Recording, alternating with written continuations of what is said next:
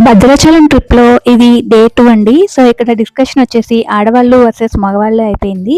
మా హస్బెండ్ వాళ్ళు ఎండలో ఏం వెళ్తాం పాపికొండల ట్రిప్‌కి అని చెప్పి, మేమేమో లేదు లేదు వెళ్ళాల్సిందే, మళ్ళీ ఇంత దూరం ఎప్పుడొస్తామో తెలీదు కదా అని చెప్పి 2 ఓట్లు పడినప్పుడు మూడో ఓటు శ్రీకర్‌ని అడిగితే శ్రీకర్ అయితే పాపికొండలకే ఓటేశాడు.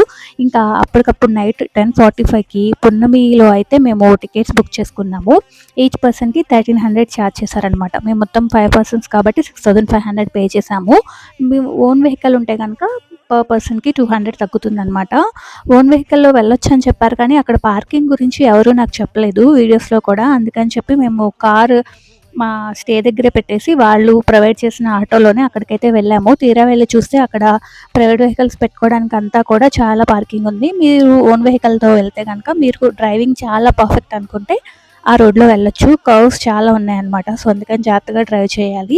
వీడియోస్ వస్తూ ఉంటాయి. Thank you so much for watching.